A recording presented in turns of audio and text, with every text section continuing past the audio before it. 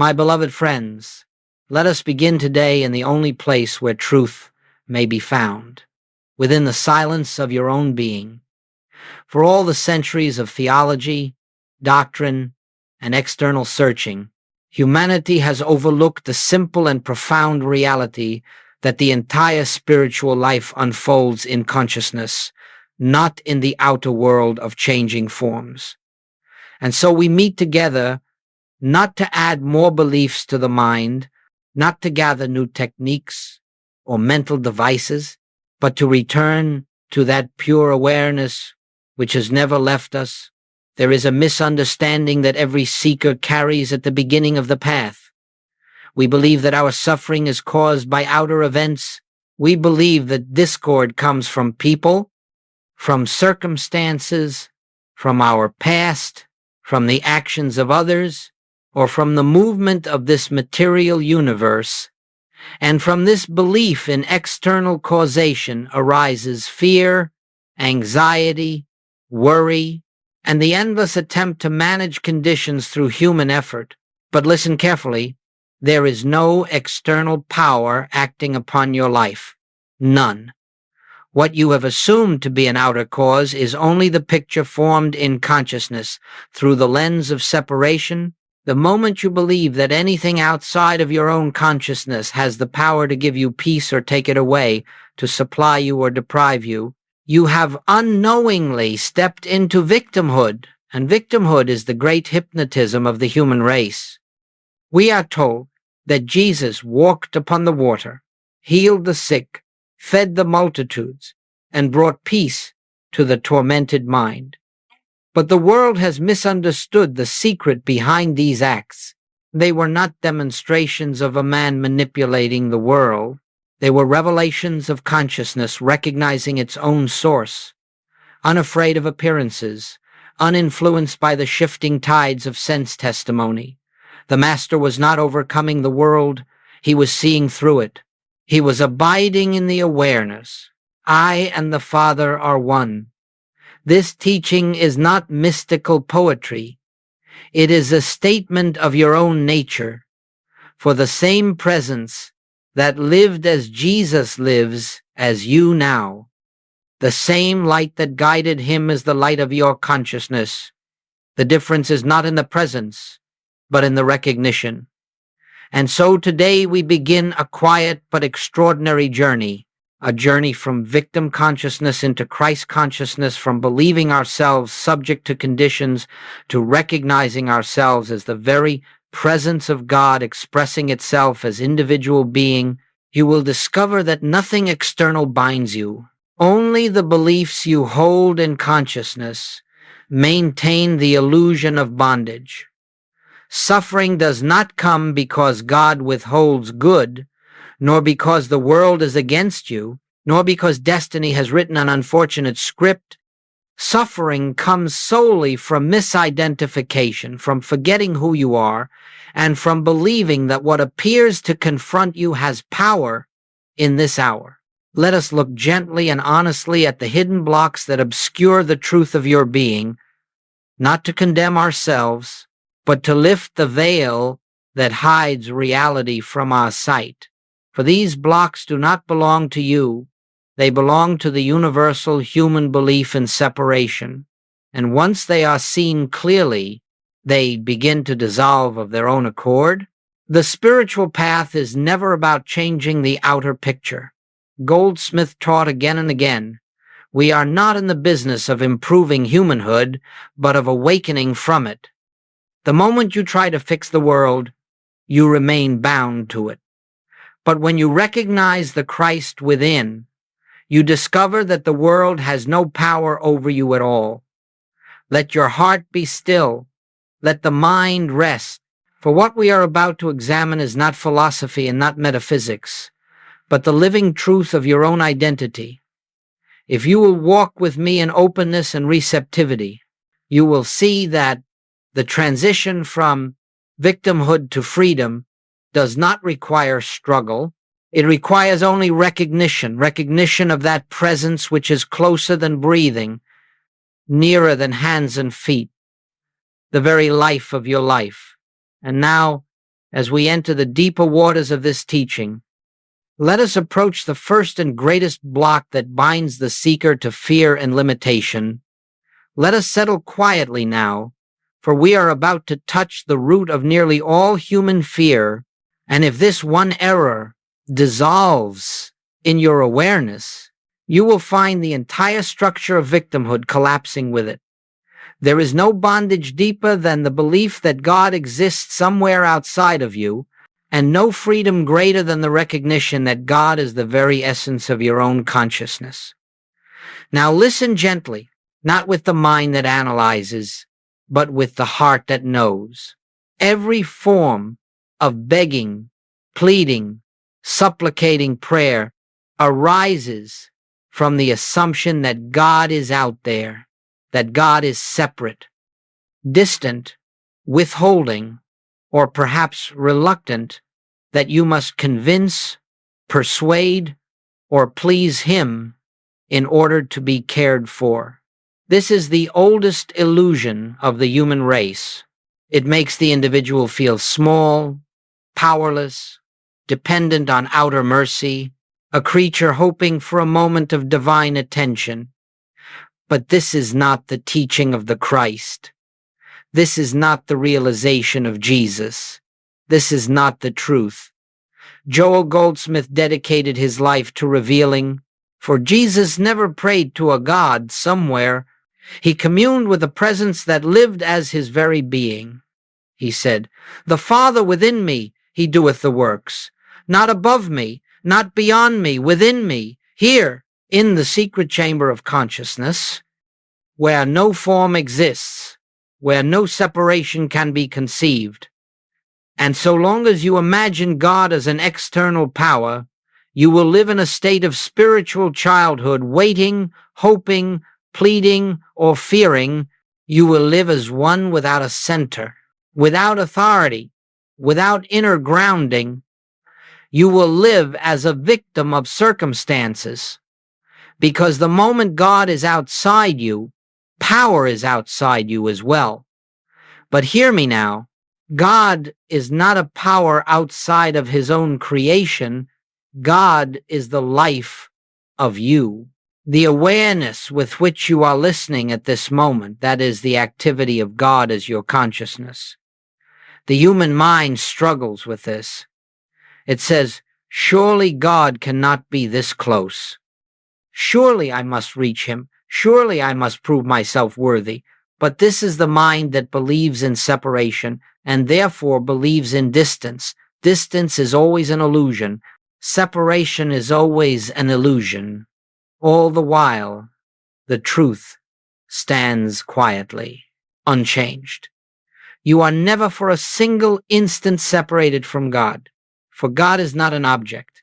God is presence, God is mind, God is being, God is the invisible essence that is right where you are. As the you that you truly are, you have been taught to pray to a God who is somewhere else. But true prayer is the opposite of reaching outward. True prayer is the recognition of what is already present. Sit quietly for a moment here, now, and notice that awareness is present without your effort. Notice that you are conscious, and realize that this consciousness is not personal. It is not privately owned. It is the infinite presence of God expressing itself as your individual being. When you pray, you are not calling on a distant deity. You are turning within to the source from which all life flows. You are acknowledging, not asking. You are communing, not petitioning. You are recognizing, not requesting. This is why Goldsmith often said that the moment you recognize the presence, the prayer is complete. Nothing more is needed. There is no God outside to convince. There is only the presence within to acknowledge. And when this recognition dawns, the sense of victimhood dissolves. For how can you be a victim when the infinite is your very identity? How can you lack when the fullness of God is being you? How can you fear when life itself is the breath within you? How can you seek protection when the one presence is living in, through, and as you?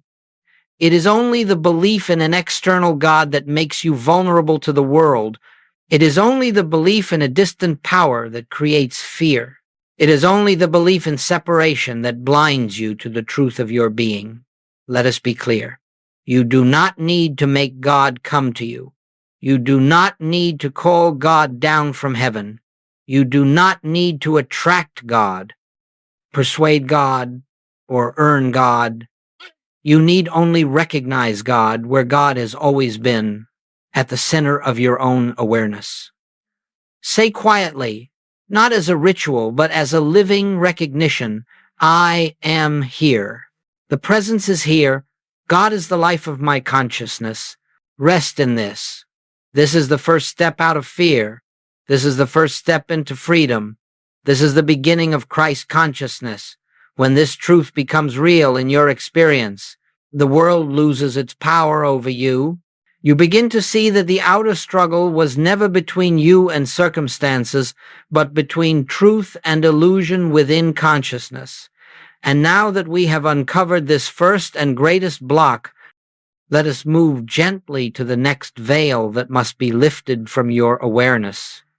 My friends, now that we have seen the first veil, the belief in a God outside of ourselves, we must turn to a second obstacle that is just as deep, just as subtle, and often far more painful in its effects.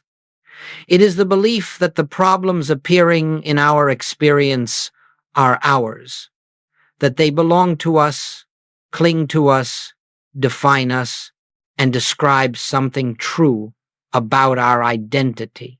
This belief, more than anything, binds the seeker to a life of fear. For the moment you say, my sickness, my fear, my lack, my trauma, my problem, you have unknowingly stepped into a false identity, an identity of separation, vulnerability, and limitation. You have attached the infinite being of God to a temporary picture in human thought, and in that moment, the illusion gains power over you. But listen very quietly. No problem is personal. No difficulty belongs to you as the spiritual being you are. Every form of discord, whether it appears as illness, fear, conflict, or lack, arises from the universal belief in separation, never from the truth of your identity. The problem is not your problem. It is the impersonal suggestion that life exists apart from God, that there is something other than the one presence expressing itself. Joel Goldsmith taught this plainly. You are not fighting your own errors. You are being confronted with the world's belief in two powers. When you understand this, something extraordinary happens. You stop wrestling. You stop blaming yourself. You stop defending your identity against the shadows of human belief. You stand still, and the truth begins to shine through. Let us look at this clearly. When pain arises, the human mind says, this is my suffering. Something is wrong with me.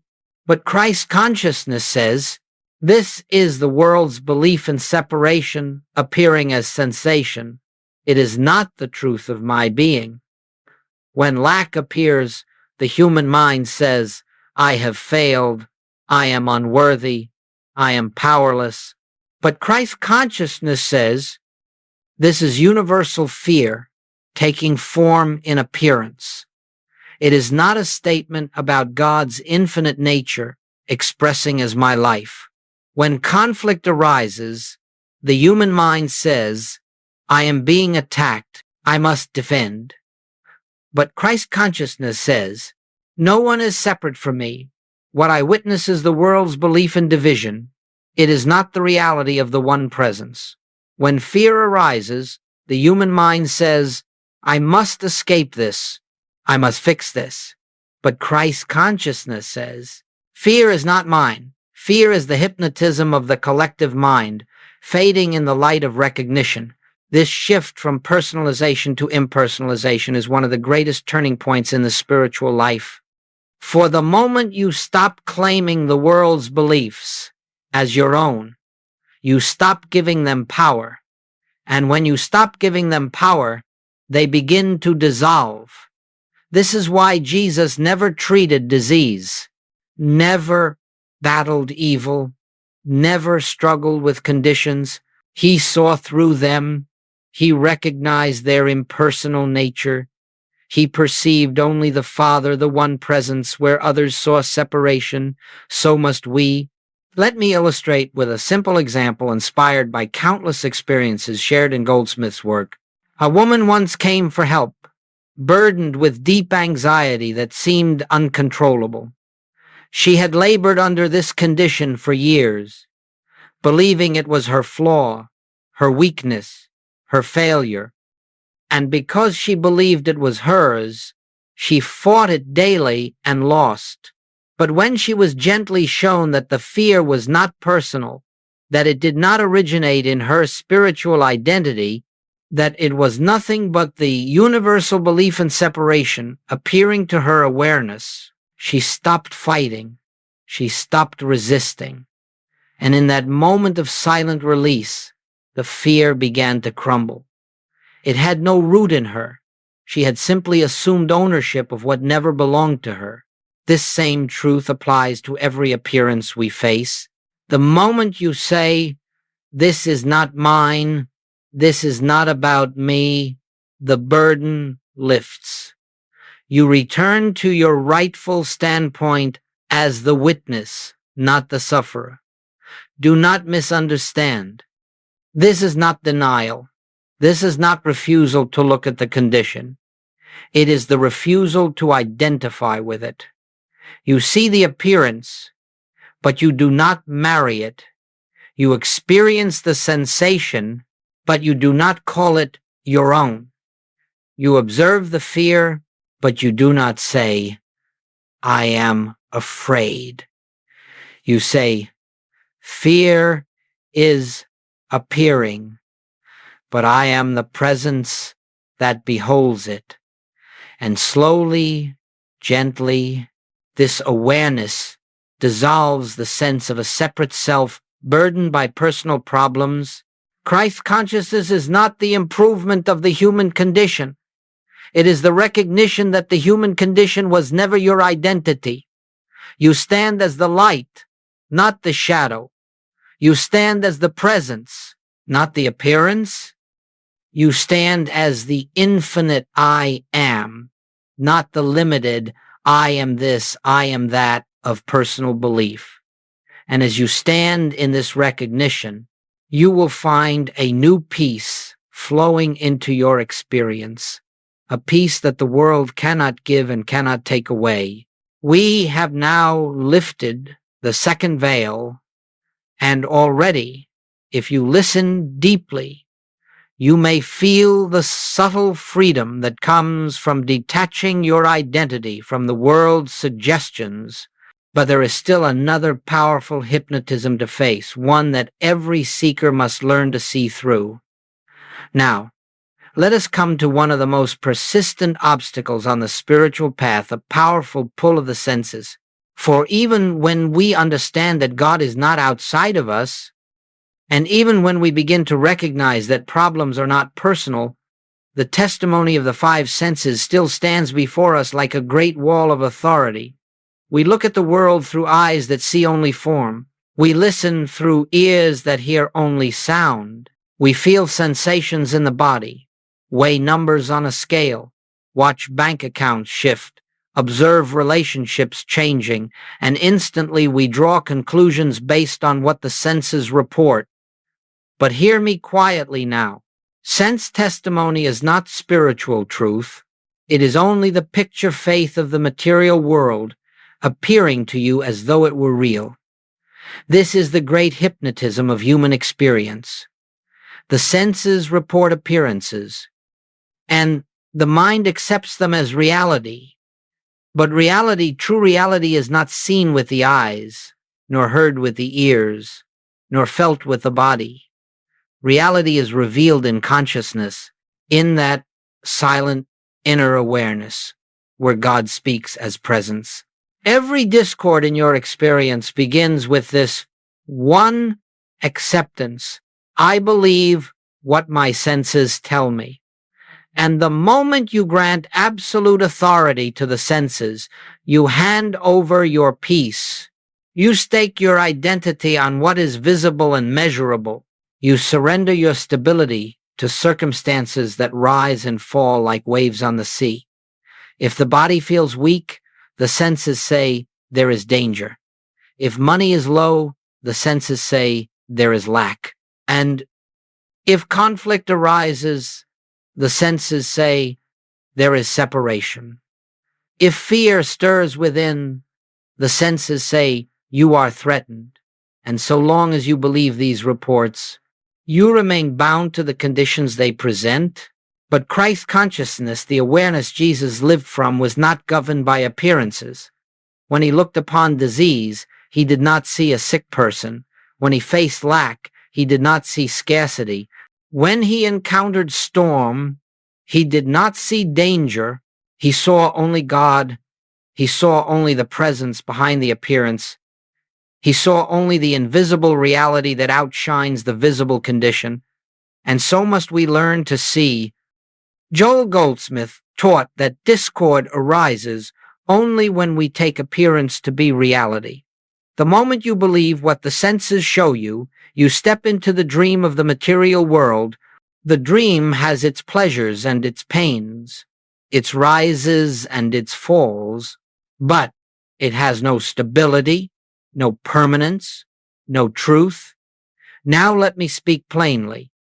This does not mean you must deny what appears before you. It does not mean closing your eyes to the body or the bank account or the relationship. It does not mean pretending the condition is not visible. It means recognizing that while the appearance may be present, it has no spiritual authority. You may see weakness in the body, but you know the truth of your being is infinite life. You may see limitation in the finances, but you know the truth of your being is infinite supply. You may see conflict among people, but you know the truth of all being is the one presence, expressing itself in infinite form.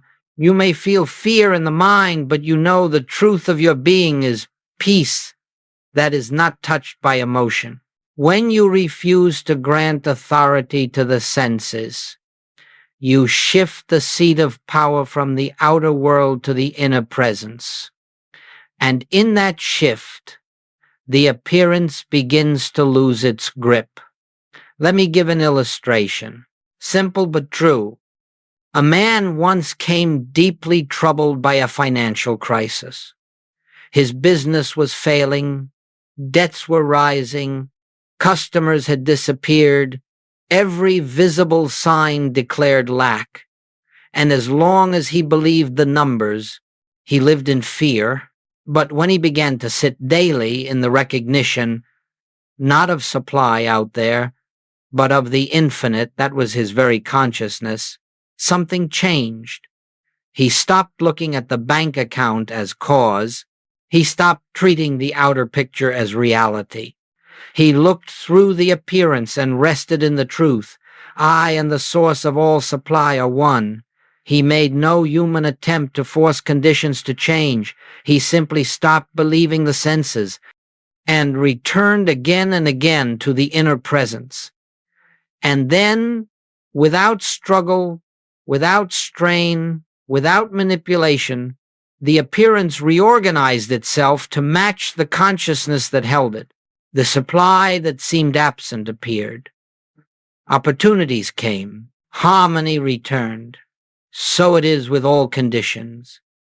We do not change the outer by manipulating the outer. We change the outer by refusing to accept the outer as power. The world, as it appears, is not the kingdom of God. The kingdom is within. And when you dwell there, The world's testimony loses its ability to frighten you. Look upon the appearance, but do not bow to it. Acknowledge what the senses show, but do not call it truth. Recognize the condition, but recognize more clearly the presence behind it.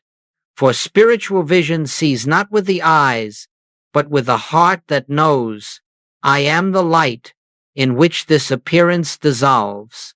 When you take back the authority you unknowingly gave to the senses, the great hypnotism weakens, and in that weakening, peace returns, clarity returns, guidance returns, and the presence reveals itself more freely in your experience. Now that we have exposed the third block, let us move gently to an even subtler one, the seeker's hunger for dramatic experiences, visions, or signs, which unknowingly keeps him from the quiet certainty of realization. Now we come to a very subtle block, one that appears spiritual, feels spiritual, and is often celebrated by the world as progress, yet it quietly prevents the seeker from realizing the presence already within.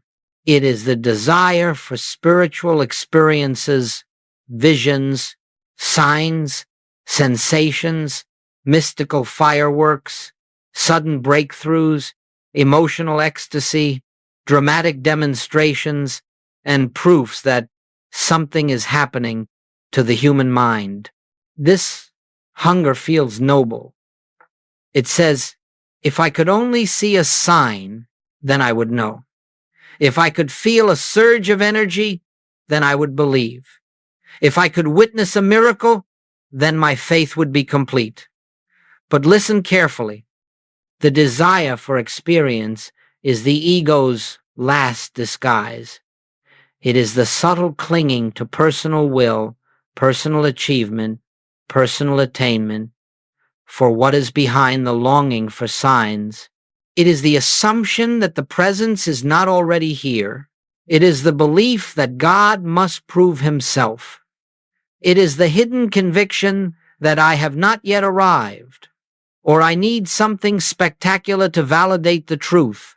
This is the same hypnotism that causes the world to chase pleasure, sensation, emotion, and stimulation. But in spiritual form, it becomes even more seductive. The seeker believes he is progressing, when in truth he is simply moving further outward, further into the realm of appearances, away from the quiet center where God is realized. Joel Goldsmith often cautioned his students, the presence comes as a still small voice, not through thunder or spectacle.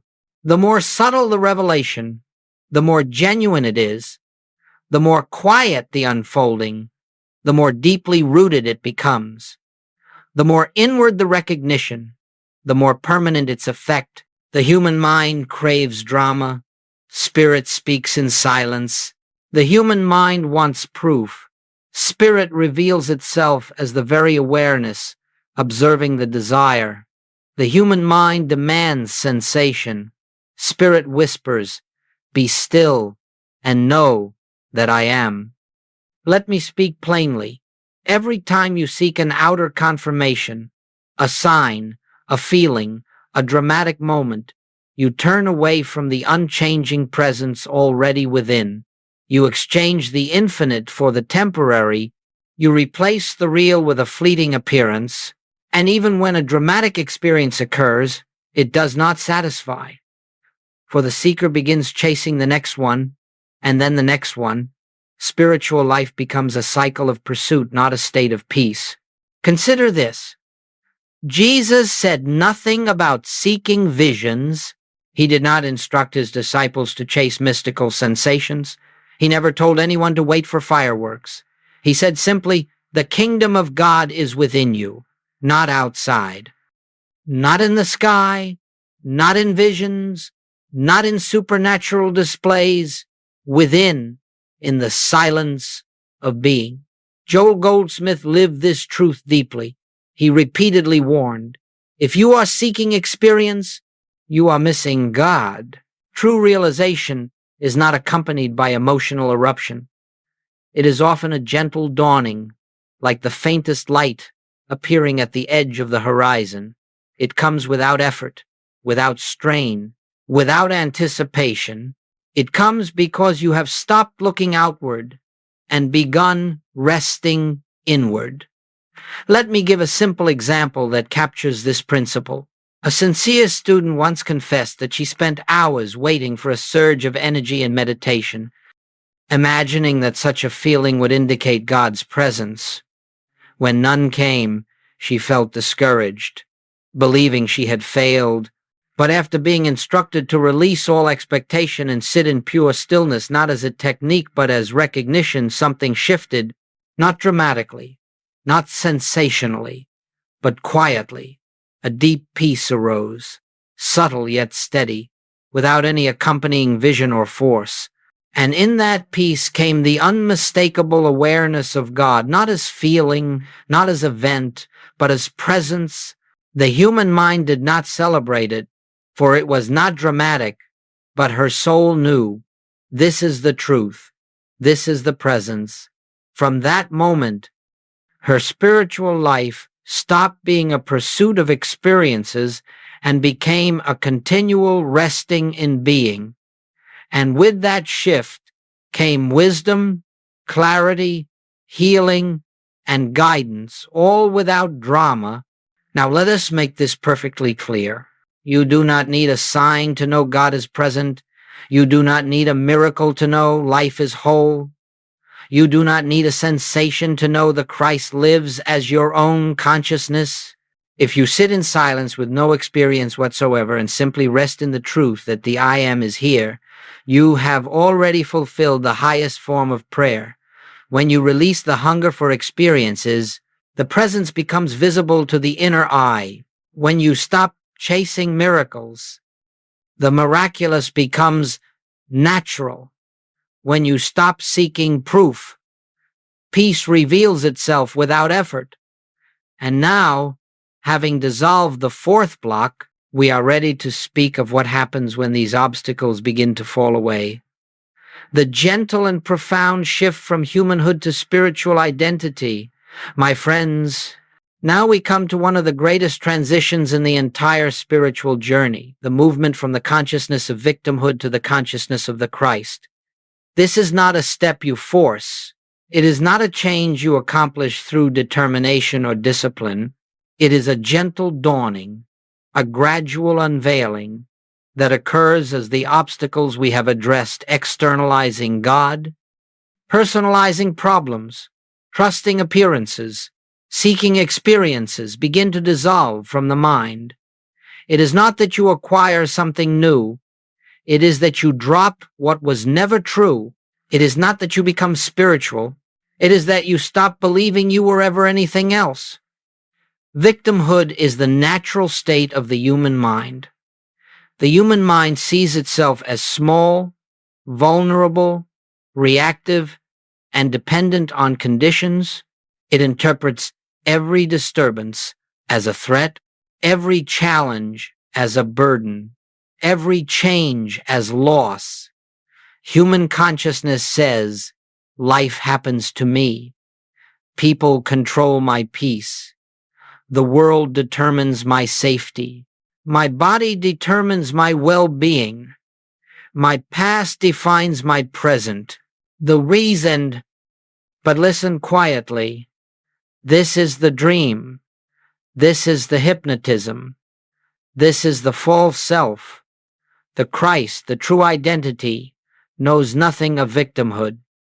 The Christ is not a religious figure, not a historical personality, not a supernatural entity. The Christ is the presence of God expressed as your very consciousness, your true nature, your real identity, your eternal being. Where the human self sees danger, the Christ sees God's presence. Where the human self sees lack, the Christ sees infinite supply. Where the human self sees conflict, the Christ sees one life expressing in many forms. Where the human self sees limitation, the Christ sees the boundlessness of spirit. The human cries, Why is this happening to me? The Christ knows nothing is happening to me. All unfolds through the one presence. The human says, I must defend myself. The Christ says, there is no self apart from God to defend. The human says, I am afraid.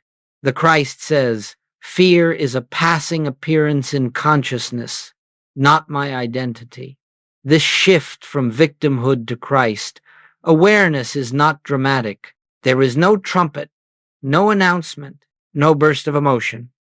It begins quietly, inwardly, as a subtle recognition that you are not the one you thought yourself to be.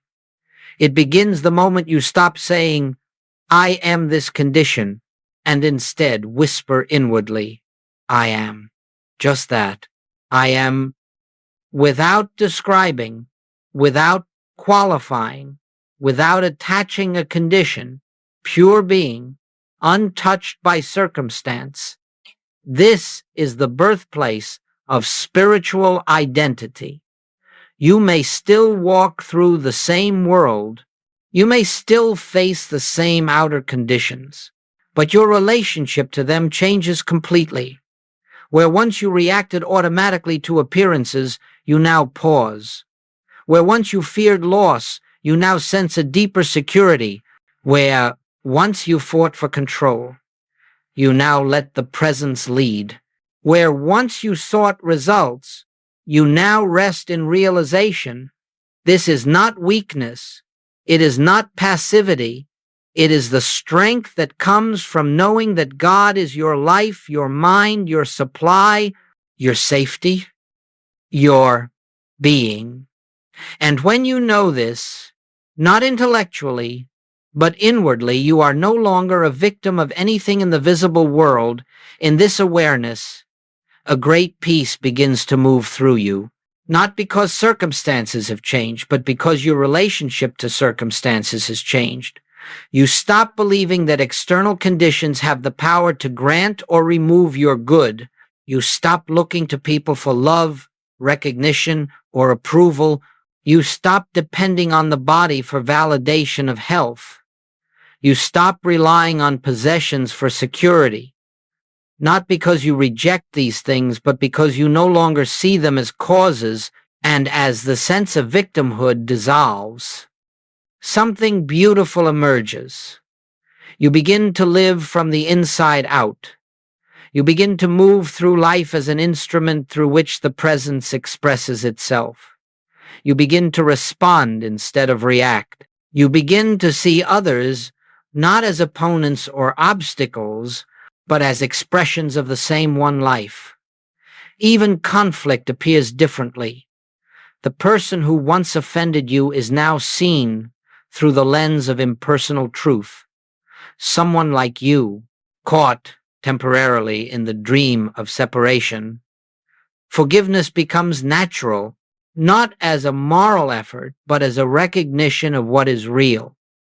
And perhaps most extraordinary of all, you find that your choices, your actions, your relationships, your work, your entire life begin to unfold with a harmony that does not come from planning or willpower, but from alignment with the infinite intelligence that is your very being. Victimhood collapses not because you fix your problems, but because you stop identifying with the one who has them. You awaken into the truth. I live, yet not I, the Christ, liveth as me. This is not arrogance. This is humility. It is the release of the personal self into the presence. It is the quiet knowing, I of mine own self do nothing. The Father within me doeth the works. And as this realization deepens, life becomes a flow rather than a struggle, a revelation rather than a reaction, an unfolding rather than a battle. This is the beginning, only the beginning of Christ awareness. Now that we have seen what this inner shift looks like, we can proceed to something essential for anchoring it, the practice of impersonalization in daily life. As we move deeper into this spiritual work, We must now examine one of the most liberating practices Joel Goldsmith ever taught, the impersonalization of error. This single principle, understood and applied, can remove years of unnecessary suffering from your experience, dissolve fear in an instant, and lift the entire burden of self-condemnation from your shoulders.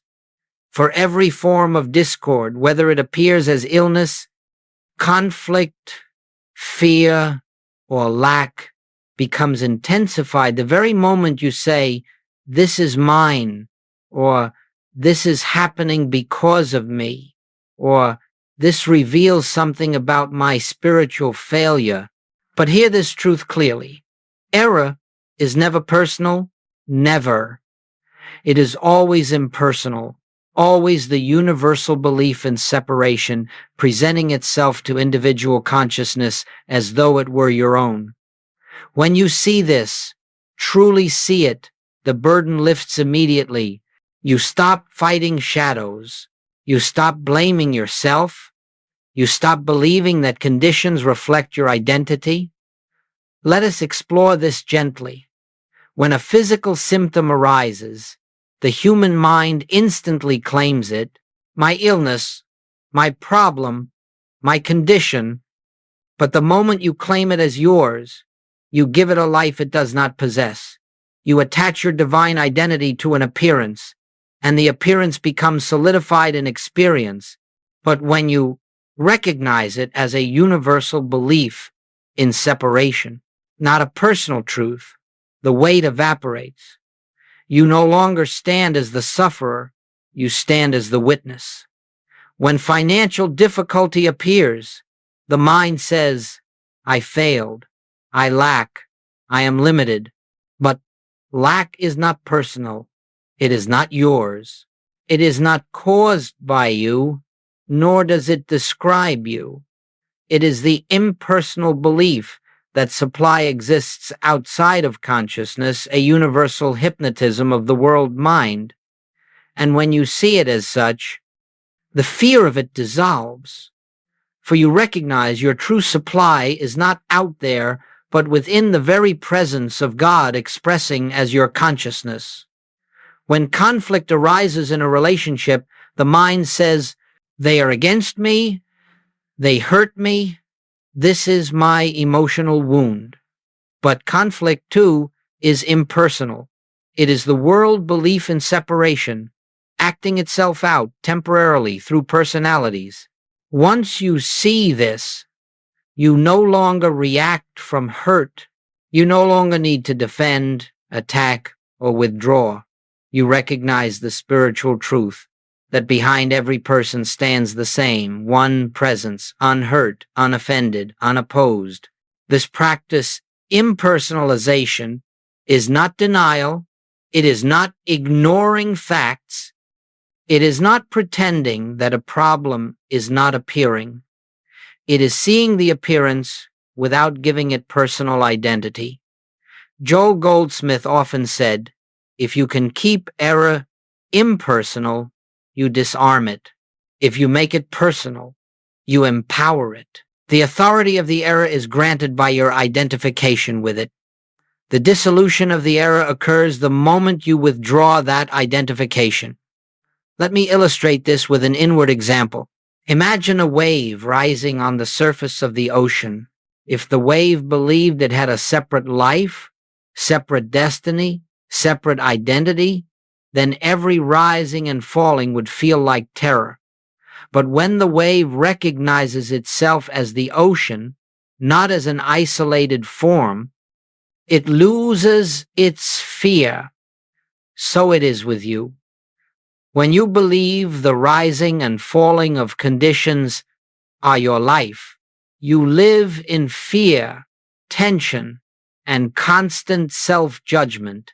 But when you recognize that your life is the ocean of God's presence, eternal, unchanging, infinite, then appearances on the surface no longer have the power to frighten you.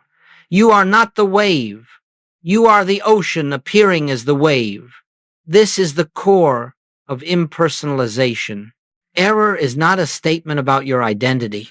It is a universal suggestion appearing momentarily in the field of awareness, and when you refuse to identify with it, it loses all authority.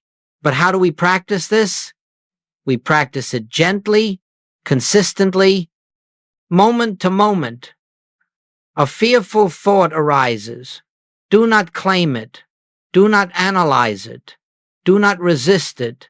Simply recognize this is the universal belief in separation, presenting itself as fear. It is not I. A feeling of sadness arises. Recognize. This is not my nature. It is a passing appearance. I remain the presence, witnessing it. An impulse to worry arises. Recognize. This is the world belief in two powers. I need not entertain it. A physical symptom appears. Recognize. This is the belief in life apart from God. It is not my spiritual identity. And in that recognition, the condition begins to dissolve, not because you fought it, but because you removed the only thing that empowered it, your identification. You stand now not as a human trying to improve conditions, but as the Christ, the divine presence, witnessing and dissolving illusion. This is the beginning of spiritual mastery. When error is impersonalized, its sting is removed. When its sting is removed, its power collapses. When its power collapses, only the presence remains. And when only the presence remains, harmony naturally unfolds. Now that we have learned to strip error of its false identity, we must take another step. We must learn to listen, to truly listen to the still small voice within. For impersonalization prepares the mind, but listening opens the soul.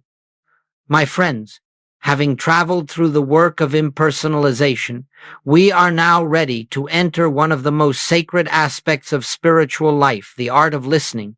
Not listening with the ears, nor listening for words, nor listening for messages from outside ourselves, but listening inwardly for the movement of the Spirit, the still small voice that speaks not in sound but in silence. Every step of the spiritual path has been preparing you for this moment. For until the mind ceases to cling to appearances, until it releases personal struggle, until it stops chasing dramatic experiences, until it recognizes the impersonal nature of error, it is not yet quiet enough to hear the voice of God. The Spirit does not shout. It does not argue. It does not debate. It does not force its way into a noisy mind. It whispers. It moves gently. It appears as a subtle knowing, a soft illumination, a resting, a peace that has no cause and no explanation. Joel Goldsmith often said, "It is in quietness that the presence is made known," and so we learn to enter quietness, not as a technique, not as a method to attain something, but as a sacred resting in the truth that God is already here. When we sit in silence, we are not waiting for an answer. We are not waiting for guidance. We are not waiting for God to speak. We are simply creating a space in consciousness where the already present voice can be heard. Human thought is restless. It seeks solutions. It analyzes questions, argues, and predicts. It wants to control outcomes. It wants to map the future. It wants to understand the past. The still small voice does none of these things. Divine guidance does not explain. It reveals. It does not instruct in words. It unfolds in consciousness. It does not tell you what will happen. It tells you what is now, beneath appearances. It never speaks in fear, never in urgency, never in tension, never in pressure. When you feel pushed, pressured, or overwhelmed, you are hearing the voice of the human mind, not the spirit. The spirit reveals itself as peace, always peace, even in the midst of challenge. And in that peace, decisions become clear without effort. Actions unfold without strain. The next step presents itself as naturally as a flower opening in the morning sun. This is how Joel Goldsmith lived his entire ministry. He never planned a lecture. He never prepared a message. He never relied on human thought. He entered the silence, opened his consciousness, and allowed the presence to speak. The human mind might say, "But what if nothing comes?" And the Christ within whispers, "The presence is always here. You need only be quiet enough to feel it." Guidance may come as a sense of rightness, without explanation, an inner nudge, subtle and gentle, a release of tension around one option and not the other, the sudden disappearance of fear, a deeper peace rising when contemplating the next step, an intuitive knowing that requires no reasoning, an unfolding harmony that reveals itself over hours, days, or weeks. Never expect dramatic revelation. Never seek thunder. Never wait for lightning. The presence reveals itself as a stillness, a settling, a soft clarity that the world cannot give. Let me offer a simple illustration of how spiritual guidance operates. A man once faced a difficult decision about his work. The choices before him seemed equally reasonable. He prayed, he analyzed, he weighed pros and cons, and the more he thought, the more confused he became. Finally, he remembered Joel's instruction. Do not think your way into harmony. Rest your way into it. So he set aside the problem, entered silence, and for several minutes simply rested in the awareness that God is the life, the mind, and the guidance of his being. No answer came, no voice spoke, no sign appeared, but later that evening, without effort, a quiet certainty arose in him. This is the way. He followed it, and in the weeks that followed, every door opened effortlessly. Harmony revealed itself as the seal of divine guidance.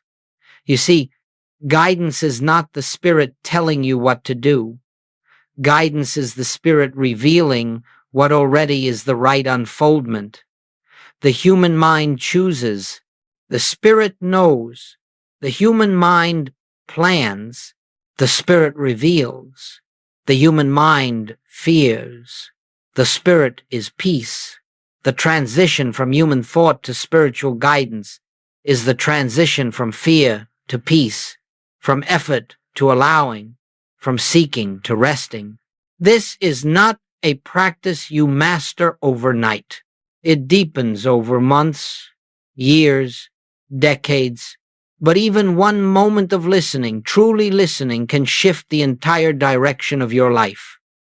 And now, my friends, as we enter the final section, we will bring these teachings into full circle, understanding how all of this leads not to a transformed humanhood, but to the realization of God as the one and only life, presence, and identity, expressing as you, my friends.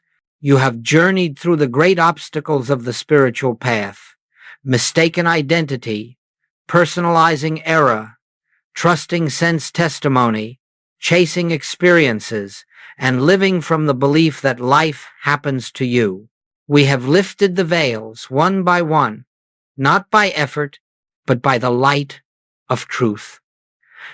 Now, in this final movement, let us come gently to the heart of it all. The realization of I am. Not the words, not the phrase, not the concept or the theology, but the living recognition that the presence which says I within you is not human, not personal, not limited, and not separate from God. It is God expressing as individual consciousness. It is the Christ identity present, alive, here. This teaching does not ask you to become spiritual. It asks you to stop believing you are anything other than spirit already. It does not ask you to achieve union with God. It reveals that separation was never real. It does not ask you to fix your human life. It shows you that the human life was never your identity. When Jesus said, I am the way, he did not speak as a man pointing to himself. He spoke from the I am presence, that is the life of every being. He spoke from the Christ, that is the root of all consciousness. He spoke from the truth that you and I share this same identity.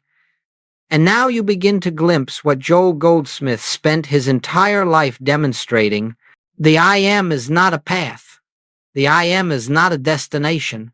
The I am is not a state you enter. The I am is the reality that has been living as you from the beginning. What changes is not God. What changes is your recognition. You recognize that you are not a victim of conditions. You recognize that no error belongs to you. You recognize that appearances cannot define truth. You recognize that God is not approached through desire, but known through silence. You recognize that guidance rises from within, not from without, and slowly, gently, the sense of a separate self begins to fall away. You do not lose anything real. You lose only the false ideas that never belonged to you. When the false dissolves, the true emerges not dramatically, not suddenly, but naturally. Like dawn spreading over the horizon, you wake in the morning with a stillness that was not there before. You meet challenges with an equanimity you cannot explain. You interact with others from a place of inner fullness, not need. You find guidance arising without effort. You discover supply flowing without fear. You experience health revealing itself without struggle. Not because you made any of these things happen, but because the presence that is your life began to express itself without obstruction. This is the real meaning of spiritual demonstration. Not changing outer conditions, but revealing the inner truth, not manipulating appearances, but recognizing the one presence. And now something even deeper becomes clear. The goal of this path is not to improve the personal self, but to outgrow the belief in a personal self entirely. The more deeply you rest in the I am, the less you seek results, the less you chase answers, the more guidance unfolds. The less you cling to control, the more effortless harmony appears. The less you insist on what you want, the more the infinite reveals what already is. This is the region of grace. This is the life lived by the Spirit. This is the natural state of the I am realized. And so, my friends, we close this journey not with a conclusion, but with a gentle invitation, live from the I am. Let the truth be your identity. Let the presence be your activity. Let the silence be your teacher. You do not need to hold these teachings tightly. You do not need to master anything. You do not need to strive. Truth does not need your effort. It needs only your recognition. Sit quietly each day, even for a few minutes, and return to the truth. I am. Nothing more, nothing added, nothing qualified. And let the presence reveal itself. For the I am that spoke through Jesus, the I am that illumined the prophets, the I am that lived through Joel Goldsmith, is the very same I am speaking in you now. This is the way. This is the life. This is the truth. This is the light that cannot be hidden and cannot be extinguished, and it is your very being.